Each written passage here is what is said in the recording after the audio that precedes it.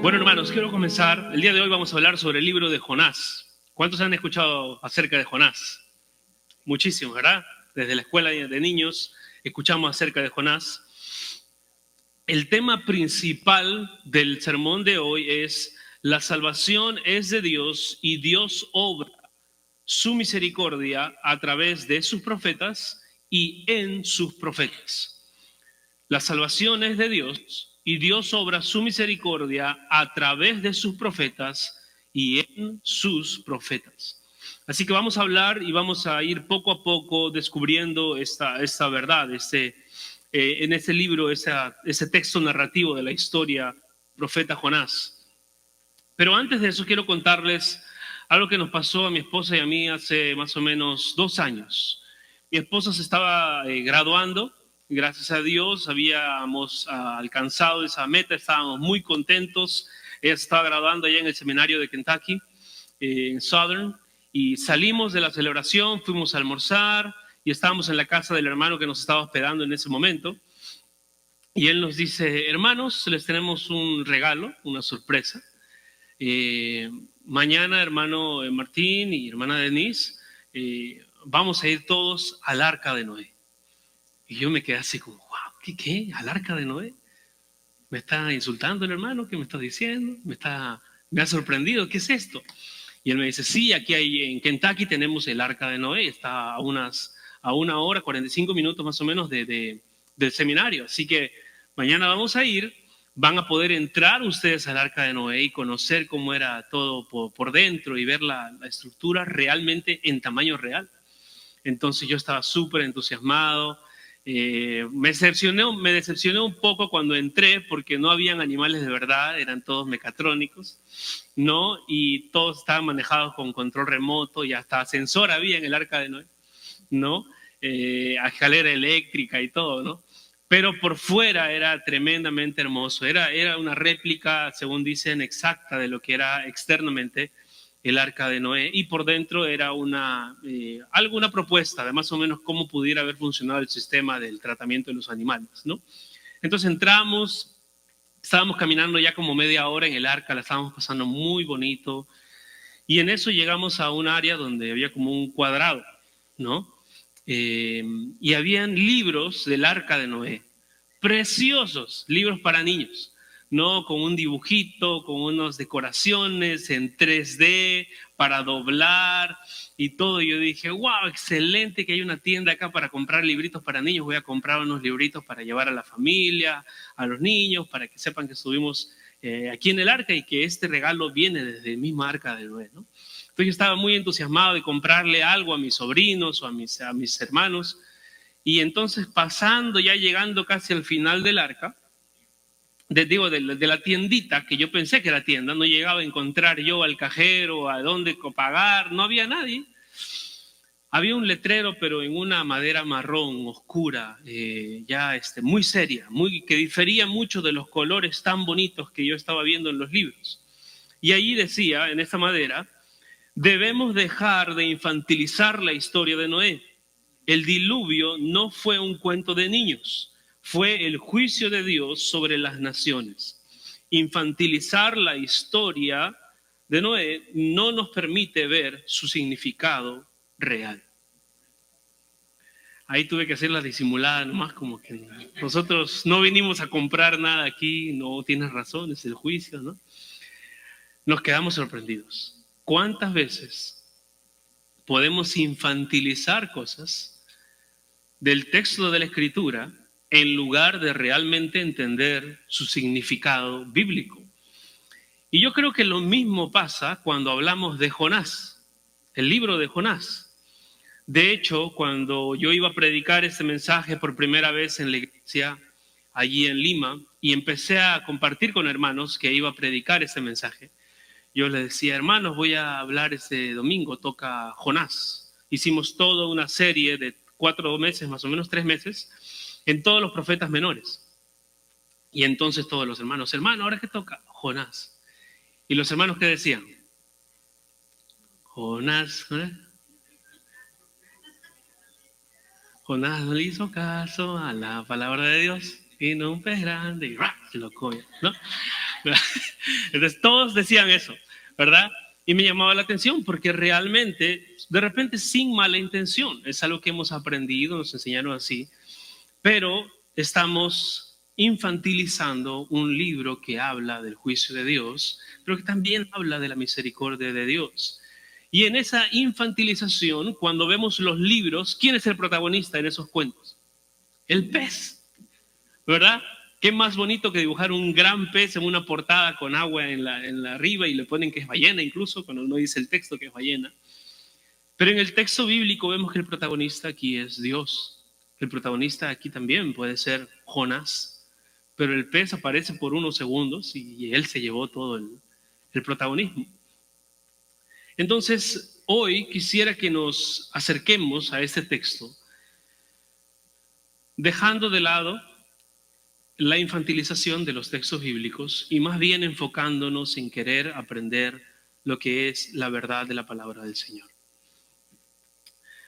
Pero antes de profundizar en este libro, nosotros tenemos que pensar en estos protagonistas y poder definirlos, los protagonistas humanos del texto. Uno de ellos es Jonás y otro de ellos es los ninivitas. En estos 4 capítulos que vamos a estudiar, vamos a ver eso, vamos a ver quién es Jonás a través de sus palabras, de lo que él dice, de su historia, y también vamos a ver quiénes eran los ninivitas y por qué Jonás no quería que ellos escuchen el mensaje de salvación.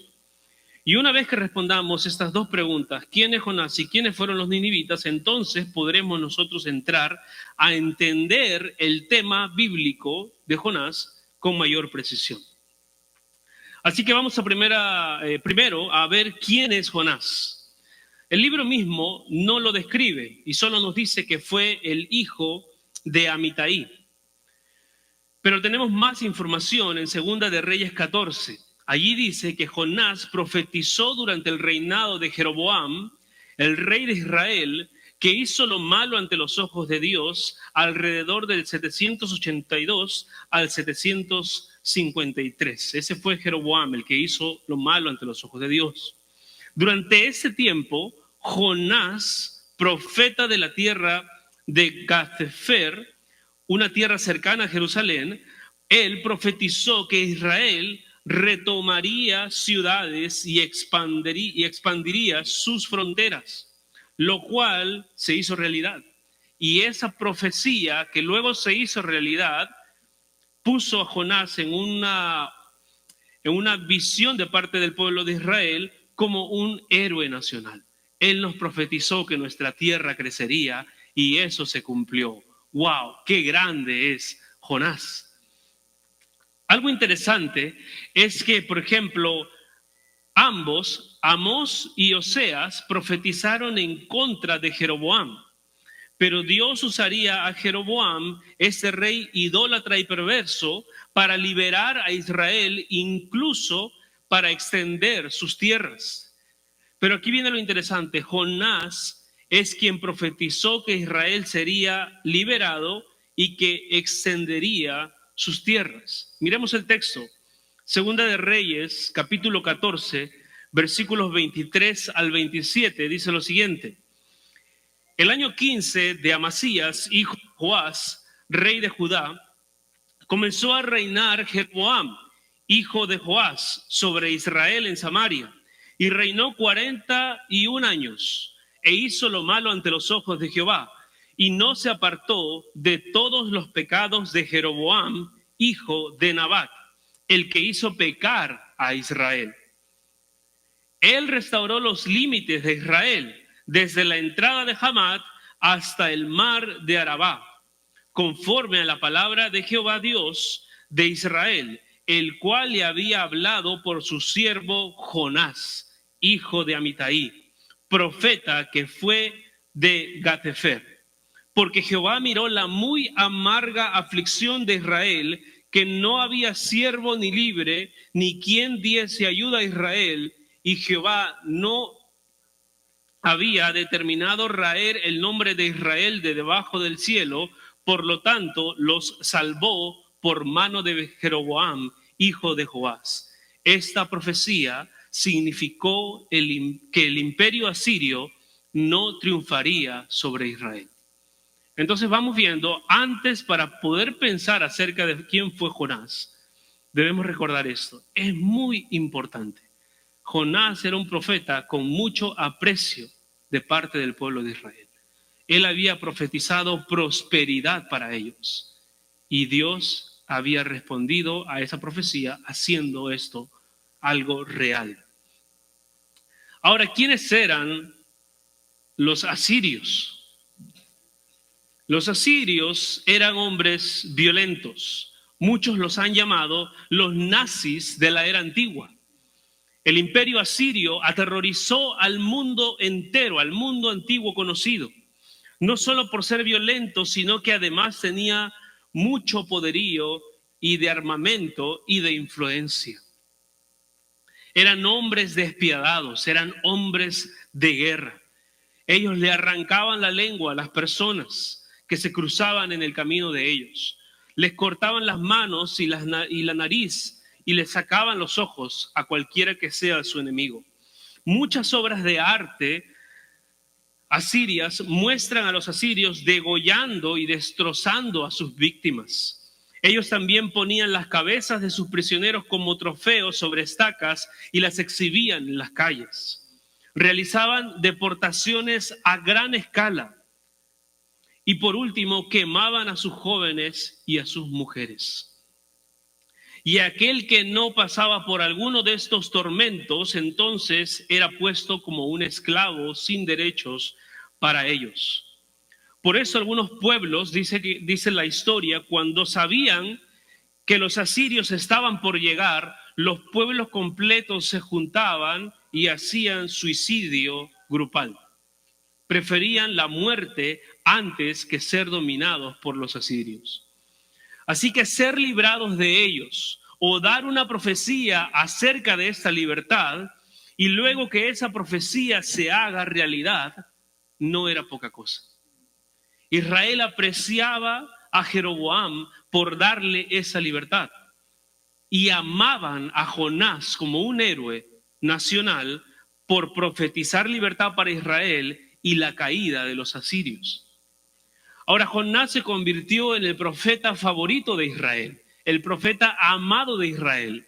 ¿Por qué? Porque de repente lo podían comparar con otros profetas. ¿Y qué hacían otros profetas? Como por ejemplo Oseas. Oseas les dice en Oseas capítulo 4, versículo 1 al 3, básicamente les dice, tu perversidad te ha hecho adulterar.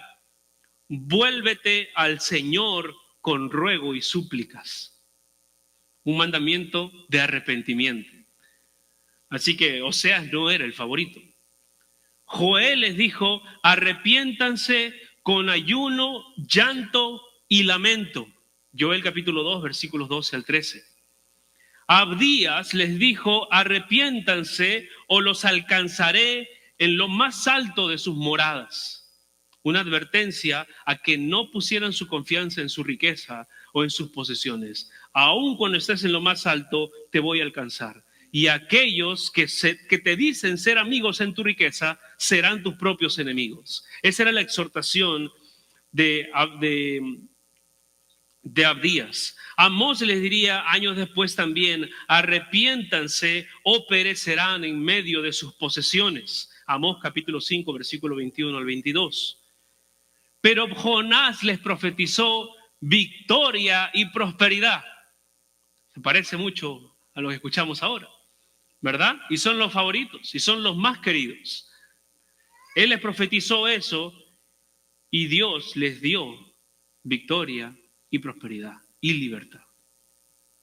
Así que Jonás era un héroe para Israel por haber hablado en contra de los asirios y esa profecía se había vuelto realidad. Pero estamos hablando de los asirios y alguien podría decir, sí, pero Martín, ahí Jonás habla de los ninivitas. Vamos a ver entonces, ¿quiénes eran los ninivitas? Para eso debemos leer Génesis capítulo 10, versículo 8 al 11. En contexto, este pasaje nos está hablando acerca de la formación de las naciones después del diluvio. Génesis capítulo 10, versículos 8 al 11 dice: y Cus engendró a Nimrod, quien llegó a ser el primer poderoso en la tierra. Este fue vigoroso cazador delante de Jehová, por lo cual se dice así como Nimrod, vigoroso cazador delante de Jehová. Y fue el comienzo de su reino Babel, miren, Babel, Erec, Akkad y Calné, en la tierra de Sinar. De esta tierra de Sinar salió, ¿para dónde? Para Asiria, y edificó Nínive, Rehobot, Cala. Así que básicamente los ninivitas eran los ciudadanos del corazón de Asiria, este pueblo violento y poderoso que se había gozado en hacer el mal y había sido constantemente una amenaza contra Israel. Entonces tenemos por un lado a Jonás, un héroe nacional porque profetizó prosperidad y la expansión de la tierra de Israel y la victoria sobre los asirios. Y por otro lado tenemos a los ninivitas, que básicamente son asirios. Entonces ahora sí vamos a ver lo que el libro contiene, el mensaje del libro. Y vamos a ver este mensaje de Jonás, que son 4 breves capítulos, y los vamos a ver en 3 puntos. Primer punto, Jonás huye. Segundo punto, Jonás ora. Y tercer punto, Dios salva. Primer punto, Jonás huye. Y ahora sí vayamos a nuestras Biblias y tengamos ahí los ojos puestos en los capítulos de Jonás. Capítulo 1, versículo 1 dice: vino palabra de Jehová a Jonás, hijo de Amitai, diciendo: levántate y ve a Nínive, aquella gran ciudad, y pregona contra ella, porque ha subido su maldad delante de mí. Lo primero que llama nuestra atención en este libro es que en el mismo libro no se nos dice que Jonás es un profeta, sino, como hemos visto hace un momento, el detalle nos lo da Reyes, Segunda de Reyes, capítulo 14. Pero lo que sí podemos ver es en este pasaje que dice: vino palabra de Jehová a Jonás. Esta frase se repite más de 100 veces en el Antiguo Testamento y siempre señala a un profeta. Cada vez que viene palabra de Jehová sobre alguien, esa persona es un profeta en el Antiguo Testamento. En el libro de Jonás se repite esta palabra 2 veces, esta frase se repite 2 veces, dejándonos claro que Dios le daba palabra a Jonás y por eso él era su profeta. Y luego le dice: levántate y ve. Este es otro llamado constante a los profetas. Esta frase, según dicen los comentaristas, es una frase que tiene una connotación de urgencia. Es levántate y ve. Así que Dios llama a Jonás y le dice: levántate y ve. ¿Y a dónde le dice que vaya? ¿A dónde le dice que vaya? A Nínive. Básicamente Dios le está mandando a predicar a los enemigos de Israel, a los enemigos de su nación. Predícales porque yo quiero la salvación de tus enemigos. Aquellos que de alguna manera te han dado la identidad de héroe nacional. Quiero que no solamente perdones a ellos, sino que les prediques y que ellos sean salvos, y luego vas a tener que decirle al pueblo de Israel que fuiste a predicarle a aquellos que ellos odian y que ahora ellos deben ser un solo pueblo.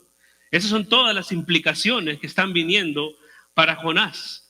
Ve a aquella gran ciudad y pregona o proclama contra ella, porque ha subido su maldad delante de mí. Quizás Jonás pudiera estar de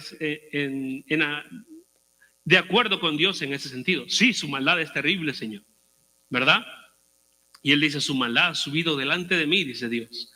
Pero ve y pregona, predica, proclama el evangelio a ellos. Y esto es algo que estamos viendo, o que se puede ver a lo largo de todos los profetas. Dios es inmutable. Dios es siempre justo, siempre santo, siempre paciente. Su paciencia no se acaba, su paciencia no tiene un límite. Pero Él hace justicia o manda aflicción por amor a su pueblo cuando el pecado del pueblo ha crecido demasiado. Cuando Dios hace justicia, eso no quiere decir que Él pierda la paciencia de la manera en que nosotros la perdemos. Cuando nosotros perdemos la paciencia, explotamos. Dios tiene una paciencia inmutable. Pero cuando Él ve que su pueblo o su creación se ha apartado y que el pecado del pueblo los está aplastando y los está arruinando y los está contaminando en demasía, entonces Dios dice: yo tengo paciencia, pero también soy justo y en mi amor voy a mandar aflicción a este pueblo para que el pueblo se arrepienta. Y es que cuando la maldad del hombre crece demasiado, Dios en su gran amor detiene el crecimiento de esa maldad en el hombre y muchas veces lo hace al dejarnos sufrir las consecuencias de nuestras propias decisiones pecaminosas. Pero Él siempre lo hace porque es clemente, es decir, compasivo, y porque Él siempre obra con misericordia para su pueblo. Así que Dios, por esa gran misericordia, hace este llamado sin precedentes a un profeta, al profeta Jonás. Hasta aquí nunca ningún profeta había sido llamado a predicar salvación a un pueblo extranjero, y menos a un pueblo enemigo. Pero el reto no solo venía a Jonás por ir a predicar a este lugar. Este reto aún era más grande a Jonás porque él podía pensar: en ese pueblo me odian. En ese pueblo es peligroso, quizá me matan. Yo profeticé contra ellos. Quizá llego y van a salir todos a asesinarme. ¿O qué tal si les predico, y aún peor, y se convierten? ¿Serán una nación extranjera la que se tenga que añadir ahora al pueblo de Dios? Pero Dios no solo estaba trabajando en el corazón de Jonás, sino también en el corazón de los ciudadanos de Nínive. ¿Qué estaba sucediendo en Nínive en ese momento? Algunos historiadores dicen que en Nínive habían grandes aflicciones que estaban preparando el corazón del pueblo para escuchar el mensaje del profeta Jonás. Según los historiadores, Nínive tenía varios problemas internos y problemas económicos grandes en la ciudad. Habían visto un eclipse solar que ocurrió el 15 de junio del 763 a.C. y esto los había llenado también de gran temor. Y además habían experimentado un terremoto y varias hambrunas y disturbios políticos sociales que ocurrieron entre los 765 y 756 a.C. Y otro dato importante es que los ciudadanos de Nínive veneraban a las deidades Dagón y Naché. Esos eran sus dioses. Y cuando tú vas a buscar en Google cómo lucían Dagón y Naché, te encuentras con un gran pez. Así que cualquier cosa que tuviera que ver con un gran pez para ellos era algo que ellos prestarían muchísima atención. Así que a esta ciudad llamó Dios a su profeta, esta ciudad grande e importante, porque su maldad había crecido en sobremanera. ¿Y qué hizo Jonás, profeta de Dios, con este terreno evangelísticamente fértil y después de Dios haberle llamado? Jonás capítulo 1 versículo 3 dice: y Jonás se levantó y fue a evangelizar. No, ¿qué dice ahí? Para huir de la presencia de Jehová, a Tarsis, y descendió a Jope y halló una nave que partía de Tarsis, y pagando su pasaje, o sea que él invirtió, incluso pagó su pasaje, entró en ella para irse con ellos a Tarsis, lejos de la presencia de Jehová. Un comentarista resaltaba algo importante de Jonás y él decía Qué interesante es esto. Jonás está yendo cada vez más abajo. Primero para Tarsis, luego desciende a Jope, luego se sube a un bote y en el bote se va al sótano a dormir y luego Dios lo manda hasta el fondo como una ballena. Jonás está en picada por querer alejarse de Dios. Pero entonces Jonás salió muy probablemente del reino del sur y zarpó de Jope, que se encuentra donde hoy es Tel Aviv. Pero en lugar de dirigirse al noreste, o sea, de ir a Nínive, que estaba a 1166 kilómetros, lo siento, yo hablo en kilómetros, hermano, estamos elaborado el mensaje en Perú, made in Perú. Él partió hacia Tarsis, que es el otro lado. En vez de ir a Tel Aviv, se fue a España, a 4.828 kilómetros. O sea, en lugar de ir 1.166 kilómetros a un lado, prefirió ir 4.828 kilómetros hacia otro.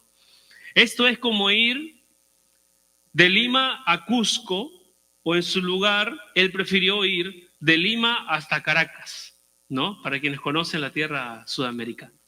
Y bueno, hice una ilustración para los que están aquí en Estados Unidos también, hermanos. Es como ir desde Nueva York a Kentucky. Ese fue el mandato del Señor. Pero él prefirió ir desde Nueva York hasta Los Ángeles. Esa fue la distancia, ¿no? Prefirió esforzarse más para no hacer la voluntad de Dios. Pero lo más absurdo de esto es que si vemos a un profeta, y se le llama profeta a aquella persona que es alguien que conoce muy bien a Dios, que trata con Dios, que escucha a Dios. Dios le habla directamente.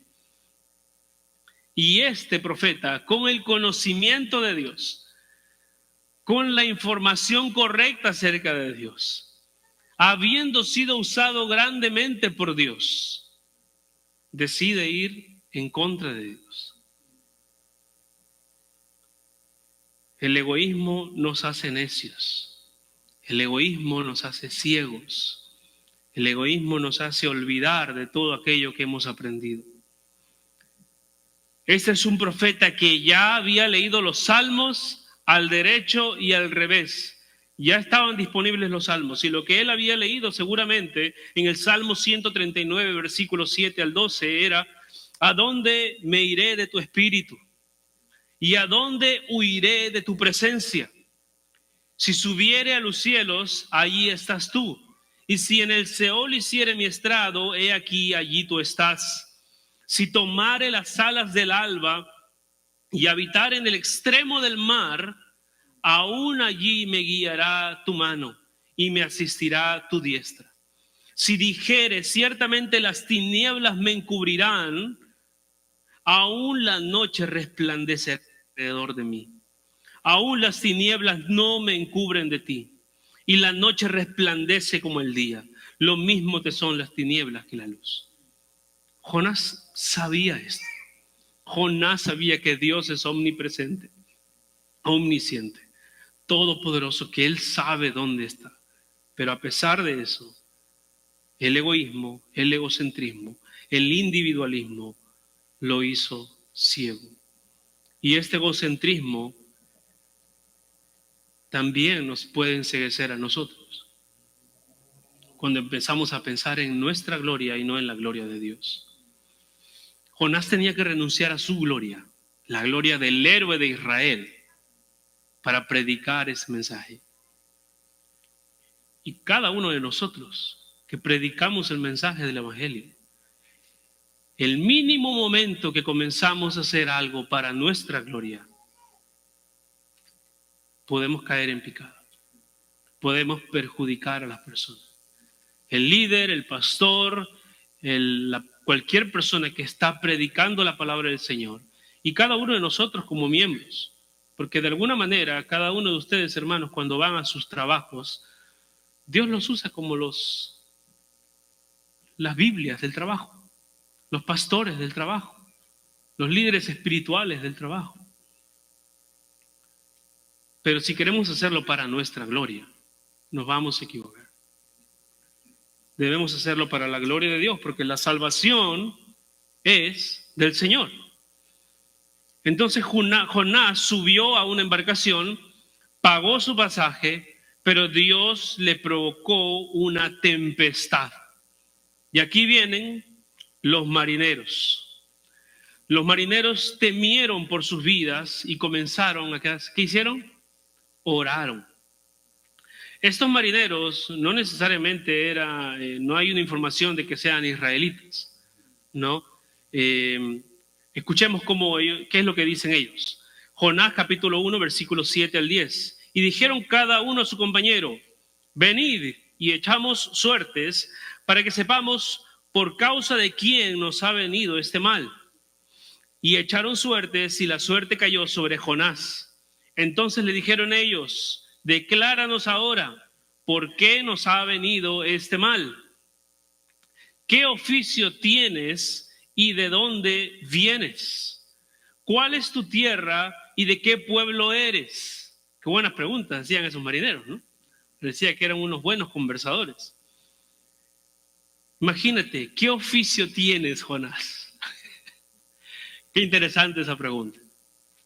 Un pastor decía que una vez él estaba aquí justo hablando de los speed limits, ¿no? Una vez él estaba manejando una moto en la calle y se fue del speed limit. Y lo detuvo un policía y el policía le dijo, bueno, señor, sus documentos, ¿a qué se dedica usted? Y el pastor, avergonzado, no sabía qué hacer. Dice, soy maestro, dice él. Ah, ya, le dice, ok, muy bien. El pastor dijo, uy, la libré. ¿Y dónde enseñan? Ya no había escapatoria. Así que él, con mucha vergüenza, dice él, tuve que reconocer que era un pastor que había superado el límite de la velocidad.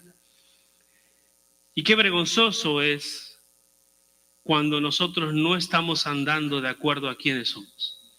Qué vergonzoso es cuando no andamos de acuerdo a aquello que es nuestro estándar de vida como cristianos.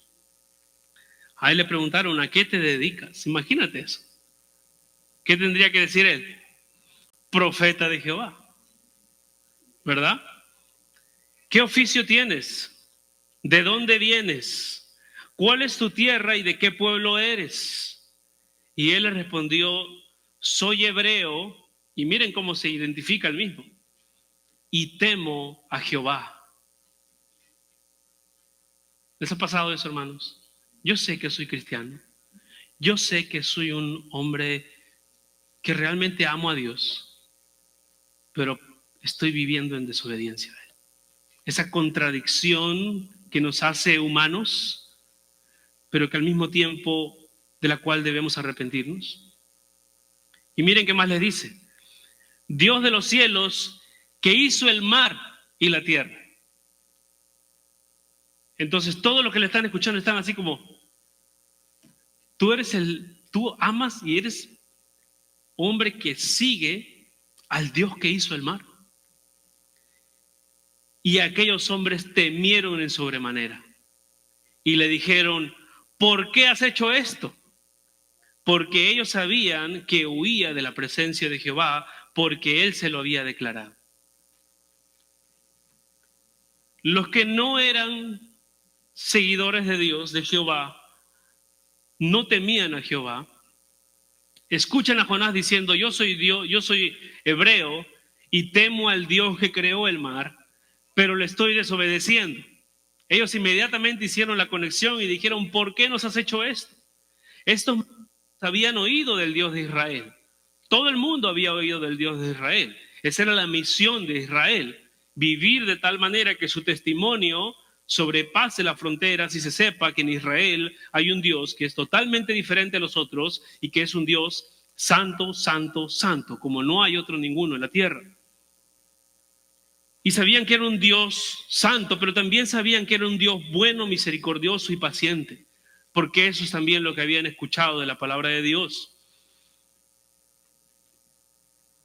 Y entonces ellos dicen, Jonás capítulo 1, versículo 12, y él respondió, Jonás respondió, tomadme y echadme al mar, y el mar se os aquietará, porque yo sé que por mi causa ha venido esta gran tempestad sobre vosotros. Ahora, si analizamos cuidadosamente este texto, hermanos, sí, podemos ver a Jonás afligido y diciendo, ¿sabes qué? Estoy afligido con ustedes, miren el daño que les he hecho, Dios está zarandeándolos de una manera tremenda en el mar, por mi culpa, échenme al mar.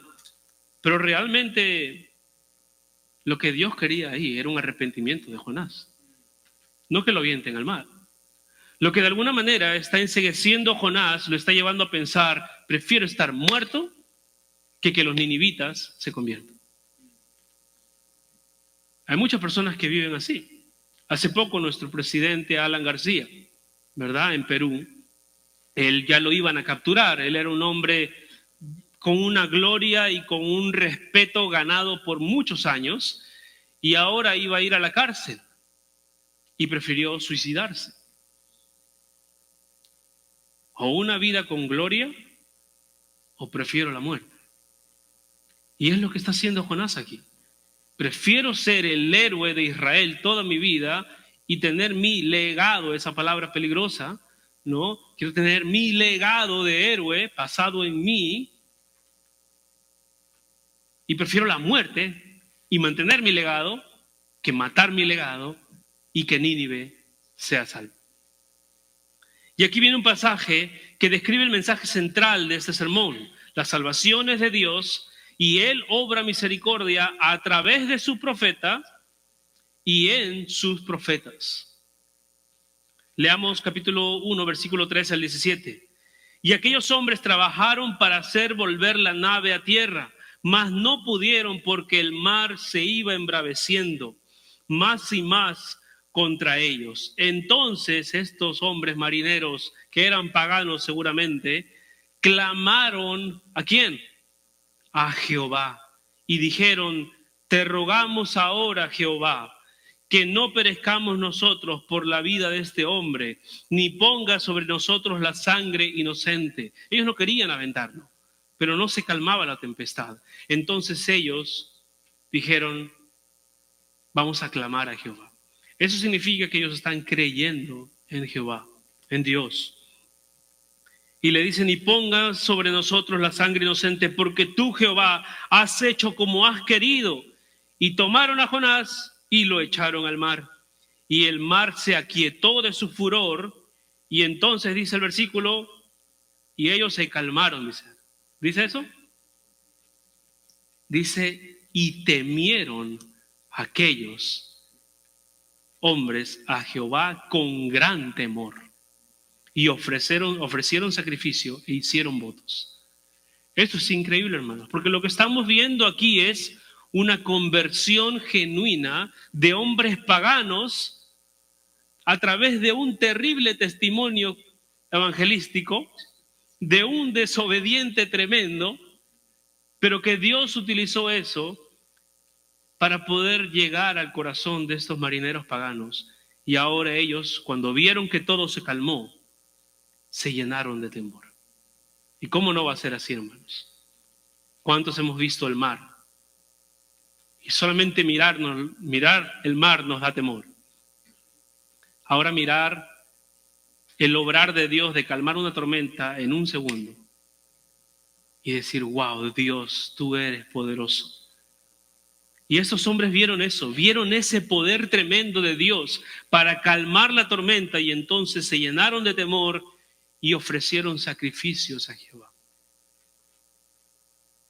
Ese ofrecer sacrificios nos habla de una conversión de estos marineros, de una adoración a Jehová, a nuestro Dios. Ellos se convirtieron al Señor a pesar del mal testimonio de Jonás.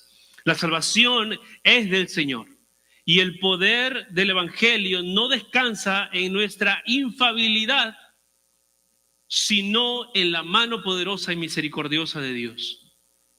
Esto no significa que como creyentes, hermanos, no debemos buscar crecer cada día más en santidad. Uno no quita lo otro. Nosotros debemos buscar crecer cada día más en santidad. Pero Dios obra incluso a través de un hombre como Jonás. Porque la salvación ¿de quién es, hermanos? Del Señor. Dios no está limitado por nuestro testimonio para ganar a alguien. Dios no está limitado por nuestra capacidad de convencer para ganar el corazón de alguien.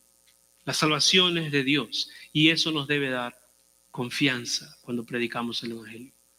Eso nos debe dar valentía para predicar el Evangelio. Más que valentía, eso nos debe dar el amor suficiente para predicar el Evangelio. Compartir el Evangelio con los perdidos no es un asunto de valentía, es un asunto de amor. Cuando nosotros amamos a Dios y amamos su Evangelio y amamos su salvación, entonces amamos a las personas y compartimos el Evangelio. No necesito ser valiente, necesito amarme menos a mí y amar más a los demás. Eso es la batalla que está teniendo aquí Jonás. Sigue diciendo el versículo 17, pero Jehová tenía preparado un gran pez que tragase a Jonás, y estuvo Jonás en el vientre del pez 3 días y 3 noches. Miren a Dios obrando misericordia en su profeta, al no permitirle morir, y a través de su profeta, al salvar a los marineros. La salvación es de Dios y Él ha obrado a través de Jonás en la vida de los marineros y también con misericordia en la vida de Jonás. Así llegamos a nuestro segundo punto. Jonás ora. Ahora, algo importante e interesante que vamos a ver en esta oración particular del profeta Jonás es la cantidad de Biblia que tiene. Tiene muchísimos salmos entrelazados, palabras del Antiguo Testamento. Su oración es tan bíblica que Jonás no puede negar que es una persona que conoce de cerca a Dios. Y esta oración quizá me hace acordar que un poco cuando nosotros a veces queremos brindar consejería o ayuda, nosotros aquí todos somos, aunque hablamos español, no hay españoles aquí, ¿verdad? ¿Hay algún español? No, ¿verdad? Todos somos latinoamericanos, ¿no? Pero no somos españoles. Y sin embargo, cuando nosotros nos piden un consejo, cuando alguien te pide ayuda, cuando alguien tú ves que está pasando por un momento difícil, los convertimos en españoles. ¿Se han dado cuenta o no? Le voy a hacer esto, se van a dar cuenta. Viene un hermano y te dice, hermano, estoy pasando por una gran necesidad. Y tú le dices, pedid y se os dará. ¿No? Empezamos a hablar la Biblia, nos ponemos en modo Reina Valera, ¿no? Luego viene otro y te dice, estoy pasando una gran aflicción. Y tú le dices, en el mundo tendréis aflicción, pero confiad en mí, yo he vencido el mundo. Nos ponemos españoles. ¿Verdad? Tiene razón, dice el hermano. ¿No? Hermano, no encuentro gozo en mi vida. Hermano, regocijaos. Otra vez os digo, regocijaos. Y nos convertimos en españoles. ¿Y saben qué es, hermano, eso? Eso significa que estamos llenándonos de la palabra de Dios. Y hablamos como hablamos, con Reina Valera. Yo tengo un hermano que siempre me dice, Pastor Martín, pero ya es el momento de predicar con NBLA. Y siempre nos dicen, por favor, NBLA, NBLA. A mí me encanta la Reina Valera. Pero él, cuando cita versículos de memoria, ¿en qué versión lo cita? En Reina Valera. Y yo le digo, tenemos la Reina Valera dentro de nosotros. Y generalmente cuando escuchamos esto, hermanos, es una señal de que la persona está pasando tiempo en la palabra, que está memorizando la palabra.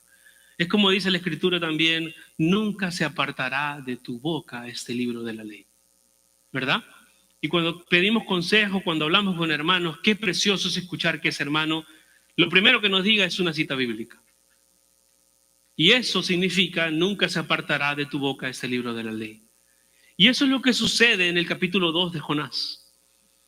En esta oración, él básicamente ora los salmos de memoria. Jonás tranquilamente pudiera haber sido el autor de este libro que escribió Donald Whitney, orando la Biblia.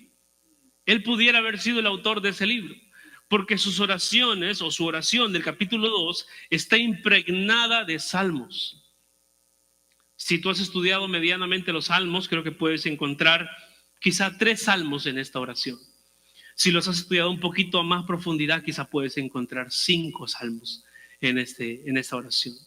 Y si has estudiado ya a mucha profundidad los salmos, quizá puedes encontrar hasta 15 salmos entrelazados y mezclados en esta oración. Así que vamos a leerla y no vamos a evaluar aquí, pero si tú encuentras un salmo, toma nota mental y luego puedes ir a revisarlo en tu Biblia también. Dice el capítulo 2.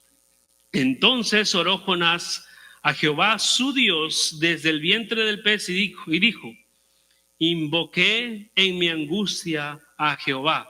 ¿Ah? Encontraron algunos. Y él me oyó desde el seno del Seol, clamé, y mi voz oíste. Me echaste a lo profundo, en medio de los mares. Y me rodeó la corriente. Todas tus ondas y tus olas pasaron sobre mí. Entonces dije, desechado soy de delante de tus ojos, mas aún veré tu santo templo. Las aguas me rodearon hasta el alma. Rodeóme el abismo, el alga se enredó a mi cabeza, descendí a los cimientos de los montes, la tierra echó sus cerrojos sobre mí para siempre, mas tú sacaste mi vida de la sepultura, oh Jehová Dios mío. Cuando mi alma desfallecía en mí, me acordé de Jehová, y mi oración llegó hasta ti en tu santo templo. Los que siguen vanidades ilusorias, su misericordia abandonan. Mas yo con voz de alabanza te ofreceré sacrificios, pagaré lo que prometí. La salvación es de Jehová. Y mandó Jehová al pez y vomitó a Jonás en tierra. Creo que hay algunos que no han reconocido ni un salmo. Tienen que pasar más tiempo en la palabra. Miren qué es lo que Jonás tiene que decir, la última palabra, para que entonces Dios, calificado, vaya para afuera a trabajar. Él dice, la salvación es de Jehová. Hay un arrepentimiento, podemos decir. Sí. Más adelante vamos a ver otro comportamiento egocéntrico. Sí. Pero ese es el hombre, ¿verdad? Arrepentimiento y aún la batalla con el pecado. Pero esa es la oración de Jonás. Y cuando él dice, la salvación es de Jehová, entonces el Señor le dice al pez, suéltalo. Ahora, ¿qué es lo triste de este pasaje y qué es lo hermoso de este pasaje? Lo triste es que Jonás evidencia un gran conocimiento, ¿verdad? Ha citado más de 15 salmos ahí entrelazados y algunos profetas menores. Pero que lamentablemente, conforme vamos a ver más adelante, su corazón aún no sentía compasión por los perdidos. Porque una cosa es tener un concepto teológico claro acerca de Dios y tener mi teología correcta, mi teología propia correcta, la salvación es de Dios. O como Job, la teología del hombre correcta, ¿verdad? Vil soy. Pero no tener un corazón arrepentido. No tener un corazón contrito y humillado. Hermanos, nosotros podemos tener gran conocimiento. ¿Cuánto más cuando asistimos a una congregación donde se predica bíblicamente, expositivamente, verso por verso, donde los pastores o los líderes, los maestros se están preparando constantemente para seguir aprendiendo y enseñando la palabra del Señor? Pero el conocimiento por sí solo nos puede dar la habilidad de hablar bonito, de orar bonito, como lo hacía Jonás, pero si eso no está unido a una vida que busca compartir el evangelio, ser discípulos e invertir nuestra vida en otras personas, en relaciones cercanas que se edifican mutuamente en amor, misericordia, santidad, justicia, entonces todo nuestro conocimiento y palabras de piedad son como un tambor ruidoso y molestoso, que resuena y que molesta. Eso es lo que dice Corintios. Si podemos tener todo el conocimiento del mundo y hablar lenguas angelicales Y tenemos todas las formas para poder hablar de una manera hermosa. Pero no tenemos amor por las personas. De invertir nuestra vida en discipulado. Y como siempre digo, no discipular solamente a los que son de nuestra onda, los que son cool, los que nos gustan, los que se llevan con nosotros, los que se visten como nosotros, los que realmente captan y quieren aprender todo, los que están atentos, los que son proyectos de líder, los que son proyectos de todo eso es bueno, pero debemos discipular e invertir nuestra vida en todos. Ahora, eso no significa que tú vas a abarcar a 50 personas, abarca a una, abarca a 2 personas, pero invierte tu vida en esa persona. Dale 6 meses, dale 1 año. Sigue formando a esa persona. A la persona que tropieza, a la persona que se cae, a la persona que no acepta el consejo al comienzo, que es un poco más terca. Invierte tu vida en esas personas. Ten piedad, ten misericordia. Ama profundamente. Persevera en ese amor. ¿Y qué es lo hermoso de este pasaje? Lo hermoso de este pasaje es que Dios no ha terminado aún con Jonás. Y Él sigue obrando misericordia en Jonás. Él le da libertad. Él estaba en el estómago, en el vientre de este gran pez, y ahora Dios le da libertad. Por eso así llegamos a nuestro punto 3. Dios salva. En el capítulo 3 vamos a ver que la predicación de Jonás obró con gran poder y a pesar de ser un sermón no tan alentador. Pero los resultados y la magnitud de la conversión de este pueblo, que era violento, grande y poderoso y sin precedentes, fue increíble. Vamos ahora a ver una conversión de un pueblo completo y además un requerimiento de que aún los animales clamen y se conviertan. Sí, eso es algo raro, algo curioso, no se ve en otros pasajes de la Biblia, pero así es la magnitud de la conversión de Nínive. Miren el capítulo 3, versículo 4 al 10. Y comenzó Jonás a entrar por la ciudad, camino de un día, y predicaba diciendo, miren el mensaje de Jonás, él no sé si él quiere que se conviertan con este mensaje. Y él dice, de aquí a 40 días Nínive será destruida. Ese es su mensaje. No era un mensaje de, va a haber perdón para todos ustedes de parte de Dios. Hay misericordia de parte del Señor para ustedes. Arrepiéntanse y vengan a Él y Él los salvará. Vengan a mí los cansados y Él los hará descansar. No, Jonás decía, en 40 días se va a destruir y contaba su reloj. Y los hombres de Nínive creyeron a Dios. Imagínense. A veces, hermanos, nosotros pensamos que se trata de convencer a las personas. Entonces no queremos decir las malas noticias que luego le dan sentido a las buenas nuevas. Cuando Dios habla del infierno, es porque hay un infierno. Cuando Dios habla de la condenación, es porque hay condenación eterna. Y a veces solamente preferimos ser un hermano de ánimo. No, yo solamente soy un hermano de ánimo. Mi llamado es más que todo animar, no tanto a exhortar. No existe tal cosa. Tenemos que predicar el evangelio como es y confiar que la salvación es de Dios. Decirle a nuestros amigos, a nuestros hermanos, a nuestros parientes, a nuestros vecinos, hay una condenación eterna para aquellos que rechazan el mensaje del evangelio. Para aquellos que no creen en el Señor Jesucristo, hay condenación eterna, hay un infierno. La ira de Dios está presente. Dios está airado con el pecador todos los días. ¿Por qué? Porque Él entregó a su Hijo Jesucristo para que pague por tus pecados si tú prefieres tu pecado antes que a Jesucristo.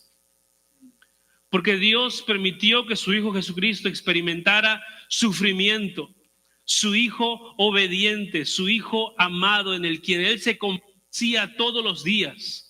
Todos nosotros tenemos hijos, hermanos. Si no tenemos hijos, tenemos un hermano, un papá o algo, somos hijos y entendemos ese amor. los padres lo entienden mucho más. Pero nadie de nosotros tiene un hijo amado que te complace todos los días, que es obediente siempre y que te ha garantizado una vida llena de perfección. Solamente Jesucristo fue así. Y Dios entregó al Señor Jesucristo para que pague por tus pecados y por mis pecados. ¿Cómo no va a estar airado cuando una persona mira todo eso y dice, prefiero la fornicación? Qué insulto para Dios. Prefiero las mentiras. Prefiero una botella de licor. Prefiero vivir mi juventud. ¿Cómo no va a tener ira Dios al ver que nosotros pisoteamos la sangre del Salvador, como dice Hebreos, y nos regocijamos en nuestros pecados? Dios aborrece a aquel que tiene pies presurosos para hacer el mal. Y nosotros debemos predicar ese mensaje, hermanos. Miren lo que predicó Jonás. Dios va a destruir esa tierra en 40 días. ¿Y Dios qué hizo? Le dijo, baja tu mensaje un poquito. Esta generación es un poquito diferente. Lo que hay que hacer es predicar en contra de la ansiedad. La ansiedad es nuestro enemigo. ¿Quieres ser salvo de ansiedad? Ven a Cristo y Él te va a salvar de la ansiedad. La ansiedad te hace daño y Cristo te va a librar de la ansiedad. Eso no existe en la palabra del Señor. No, ahora ya no prediquemos el pecado, prediquemos que hay salvación de la ansiedad. Porque cada generación tiene su propio evangelio, dicen los modernos. No. Si no está en la palabra, no vamos a predicar eso. El enemigo del hombre es su propio pecado. Y aquel que tiene el poder para salvarlo es solamente el Señor Jesucristo a través de la muerte y de su resurrección. Pero si su ansiedad viene de su desconfianza en Dios y de no conocer a Dios, entonces lo que él tiene que hacer es conocer a Dios. Y entonces por nada estará afanoso. Porque ese es un mandamiento que Dios también nos da. Y sí, hay cargas, hermanos, hay momentos difíciles en nuestra vida, hay momentos de tristeza, hay momentos de una ansiedad sana, pero el Señor Jesucristo nos toma en nuestra ansiedad y nos da calma. El Señor Jesucristo nos toma en nuestras dudas, en nuestros temores y nos da calma. Pero la salvación que necesitamos es una salvación de nuestro pecado, no de una ansiedad. Porque entonces yo soy una víctima del mundo externo. Pero cuando hablo de mi pecado, yo soy responsable y necesito arrepentirme. Entonces el mensaje, hermanos, a veces no va a ser tan agradable, no va a ser tan bonito, pero ese es el mensaje que Dios ha decidido que nosotros debemos predicar para salvar a las personas.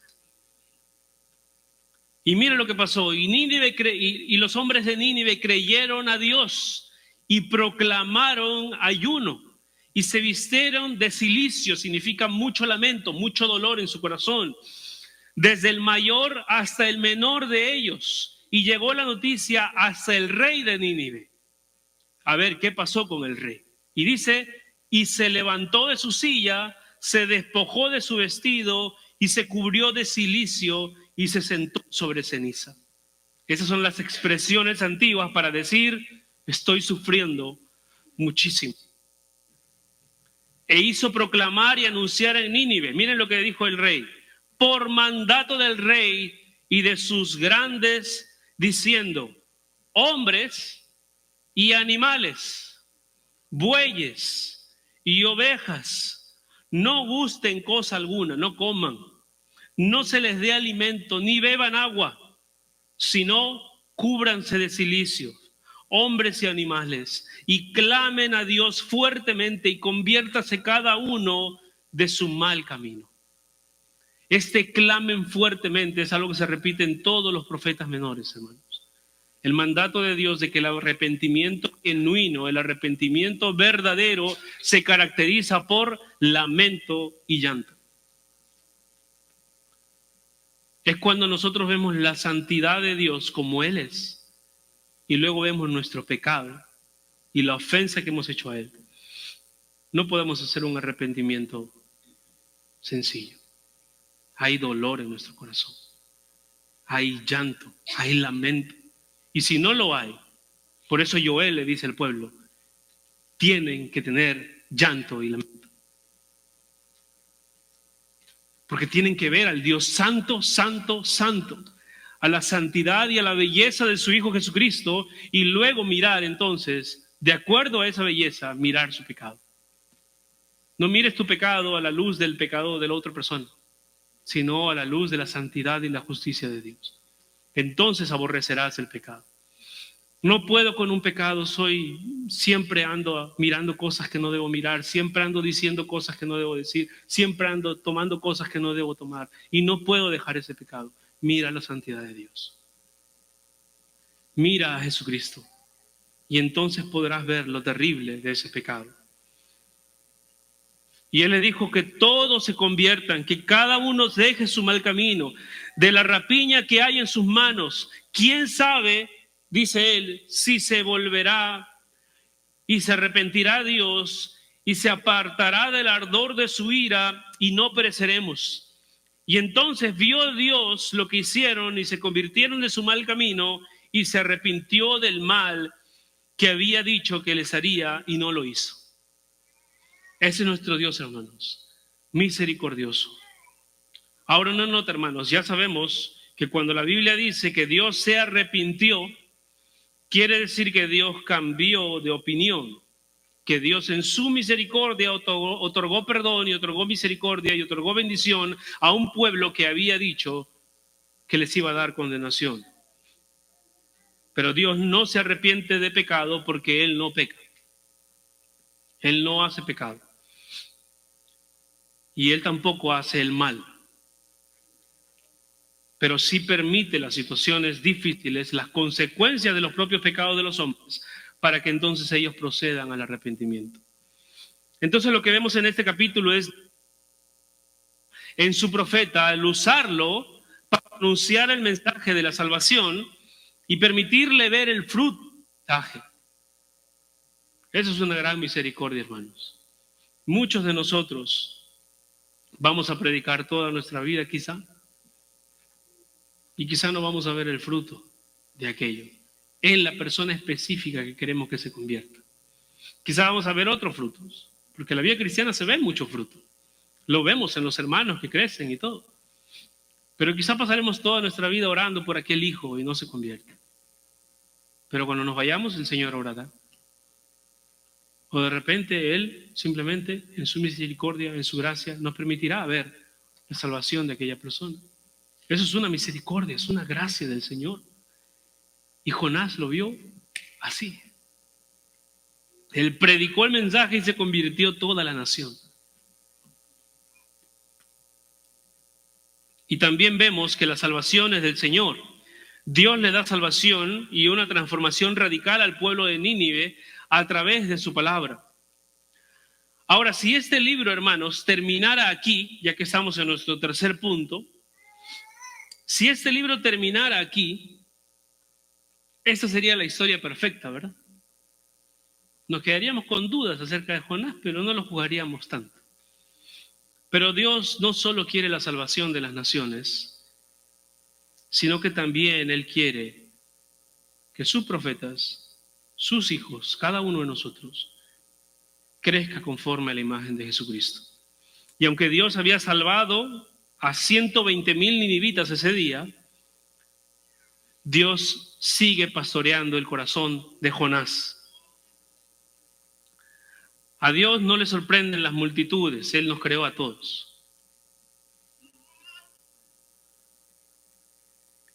Lo que Dios ve es los individuos que forman esas multitudes. ¿No es esto hermoso, hermanos? Que Dios obra de maneras tan grandes en todas las naciones y sin embargo está atento a tu corazón, a tu crecimiento, a tus dudas, a tus temores, pero también está atento a tu egoísmo, a tu frialdad, a tu lujuria. Y está anhelando que eso vaya desapareciendo poco a poco y que vayas tú buscando ser un reflejo mayor de la imagen de Jesucristo. Dios nunca deja de lado a un individuo que necesita ser transformado a la imagen de Jesucristo. Y sin importar cuántas personas se hayan alcanzado, Él siempre va a obrar en el individuo. Así que habiendo terminado el trabajo de la conversión y salvación de Nínive, Dios procede a seguir trabajando en la vida de Jonás, en el capítulo 4, versículo 1 al 11. Pero Jonás se apesadumbró en extremo. Mira la reacción que tiene Jonás ante la salvación de 120,000 personas.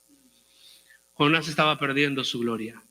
Aquel pueblo enemigo que lo había colocado en la posición de héroe, ahora se había convertido. Y mañana en las noticias iba a salir que el pueblo de Israel y el pueblo de Nínive ahora son uno delante de Dios. Y oró a Jehová diciendo: ahora, oh Jehová, ¿no es esto lo que yo decía estando aún en mi tierra? Miren ese patriotismo en Jonás. Mi tierra, ¿no? ¿No es eso lo que yo te había dicho estando en mi tierra, Israel? Por eso me apresuré a huir a Tarsis. Ahí está confesando su corazón. Porque sabía yo que tú eres Dios clemente, piadoso, tardo en enojarte y de grande misericordia, y que te arrepientes del mal. Ahora pues, oh Jehová, te ruego que me quites la vida, porque mejor me es la muerte que la vida. Mire, Jonás, mi gloria es más importante que vivir una vida en la que ahora tengo que decirle a este pueblo que los ninivitas son parte del pueblo de Dios. A lo menos por esta temporada. Como vimos hace unos minutos, hermanos, el egocentrismo nos hace ciegos. No nos permite ver lo tontos que lucimos delante de Dios. Lo egoístas que podemos ser. Jonás se enojó en extremo porque Dios obró con gran misericordia y piedad y compasión en favor de los ninivitas. Su egocentrismo no le permitió ver que él mismo era un beneficiario de esa misericordia, esa compasión y esa piedad. Él no podía pensar: mira, wow, salvaste a los ninivitas de la misma manera que a mí me salvaste. Gracias, Señor, por salvarme del vientre del pez donde yo oré esa oración y ahora me salvaste y me permites ver la salvación de 120,000 personas. Qué privilegio, qué honor. No, él no podía ver eso. El egocentrismo nos hace ciegos. Jonás sabía que esto llegaría a los oídos de los israelitas, aquellos que lo consideraban un héroe nacional. Y para Jonás la predicación de este mensaje le estaba costando su reputación. Pero su egocentrismo lo llevaría a enceguecerse aún más. Miren el versículo 4. Y Jehová le dijo: ¿haces tú bien en enojarte tanto? Buenas preguntas. Y salió Jonás de la ciudad y acampó hacia el oriente de la ciudad y se hizo allí una enramada y se sentó debajo de ella a la sombra hasta ver qué acontecería en la ciudad. ¿Se dan cuenta qué está haciendo Jonás? Jonás dice: ya lo salvó, pero quizá manda fuego. Me voy a hacer una enramadita, me voy a poner ahí al final de la ciudad, no vaya a ser que me caiga a mí. Me pongo ahí y vamos a ver qué pasa en la ciudad, porque él dijo 40 días. Vamos a ver qué pasa en los 40 días. O vamos a ver si de repente el pueblo fue una reacción emocional y vuelve a caer. Y dice ahí, ¿no? Se sentó y salió Jonás de la ciudad y acampó hacia el oriente de la ciudad y se hizo ahí una enramada y se sentó debajo de ella a la sombra hasta ver qué acontecería en la ciudad. Y preparó Jehová Dios una calabacera, la cual creció sobre Jonás para que hiciese sombra sobre su cabeza y le librase de su malestar. Y Jonás se alegró grandemente por la calabacera. O sea, este hombre está yendo ahí desconfiado de Dios, mejor dicho, no queriendo que Dios salve a este pueblo, tratando de ver si es que realmente venía un juicio, ya habiendo manifestado a Dios que no está de acuerdo con la salvación de esos hombres, y está ahí expuesto al sol en este lugar, y Dios decide poner una calabacera para protegerlo. Misericordia de Dios, gracia de Dios. Pequeños detalles, hermanos. Un hombre al sol no le hace daño. Un hombre estar al sol un rato no le hace daño. Y si está así de malcriado, te quedas un rato afuera en el patio que te dé el sol. ¿Verdad? Nosotros pensaríamos que es lo más correcto. Pero Dios dice, voy a poner una calabacera que proteja a Jonás, pero también para darle una enseñanza.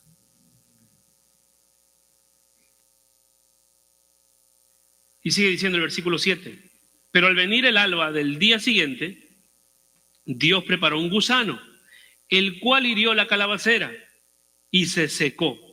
Y aconteció que al salir el sol, preparó Dios un recio viento solano, y el sol hirió a Jonás en la cabeza, y se desmayaba, y deseaba la muerte, diciendo, mejor me sería para mí la muerte que la vida. La segunda vez que está diciendo esto. Entonces dijo Dios a Jonás, ¿tanto te enojas por la calabacera? Y él respondió, mucho me enojo, hasta la muerte me enojo. Eso dice el texto, hermano, ¿no? Qué interesante, ¿no? Jonás estaba un engreidazo, ¿verdad? Ya. Es mucho me enojo, hasta la muerte me enojo. Ya saben qué decir, hermanos, cuando estén enojados. Y dijo Jehová, ¿tuviste tú lástima de la calabacera en la cual no trabajaste, ni tú la hiciste crecer, que en el espacio de una noche nació y en espacio de otra noche pereció? Y no tendré yo piedad de Nínive, aquella gran ciudad donde hay más de 120,000 personas que no saben discernir entre su mano derecha y su mano izquierda, y muchos animales. Y así acaba el libro de Jonás, con una pregunta, con una confrontación a Jonás. ¿Qué egoístas podemos llegar a ser, hermanos? Nos pueden interesar más y podemos pasar más tiempo pensando en cosas que son para nuestra comodidad que pensar en la salvación de algunas personas. Podemos olvidarnos de que el Evangelio no es solamente un mensaje que sí mejora nuestras vidas y nos ayuda a vivir una vida más sosegada y tranquila, y también una vida que podemos disfrutar mejor porque ahora tenemos a Dios, a nuestra familia y a nuestros hermanos de la iglesia, pero nos podemos olvidar que ese es un mensaje para la salvación del mundo y que debemos predicar ese mensaje, y que cuando llega una persona nueva a la iglesia debemos abrazarla y comenzar un proceso de discipulado con esa persona y asegurarnos que esa persona conozca a Cristo y que no solamente sea salva, sino que camine y obedezca que yo os he enseñado, como dice el Señor Jesucristo, y que nosotros podamos acompañarle en ese proceso, ver sus caídas, ver sus levantadas, ver los momentos de rebelión, ver los momentos en que dice, sí, hasta la muerte, no quiero hacer esto, y seguir amándole y seguir poniéndole calabaceras y seguir ayudándole con paciencia, con amor, con misericordia. Porque Dios dice, ¿no tendré yo piedad de Nínive? Aquella gran ciudad donde hay más de 120,000 personas, y esas personas que no tienen discernimiento, esas personas que no saben, que no conocen y que por su egocentrismo han sido tan cegadas que no pueden reconocer su mano derecha de su izquierda, que vienen con filosofías tan tontas del mundo, que vienen con filosofías tan irrazonables del mundo. Esas son las personas que no tienen discernimiento, no pueden discernir entre su mano derecha y su izquierda. Y Dios dice, ámalos, ten piedad, ten misericordia de ellos. Y así acaba este libro, hermanos, con una pregunta. Y es una forma muy interesante de terminar ese libro. A mí me parece que esa pregunta no es solamente para Jonás, sino también para ti y para mí. Es una pregunta que debemos hacernos hoy como forma de aplicación de este texto también. ¿Estás más afanado en cosas insignificantes que en la salvación de los perdidos? ¿Huyes de predicar el evangelio a aquellos que te han ofendido? ¿No das misericordia siendo tú un receptor de la maravillosa misericordia de Dios. Mira al Salvador Jesucristo, hermano. Mira a nuestro Señor Jesucristo, quien en su gran misericordia y que viéndonos a nosotros en perdición como los ninivitas, Él vino a este mundo como misionero y no se fue, sino que nosotros mismos lo matamos. Pero Él resucitó dándonos la señal de que Él había vencido el pecado y la muerte.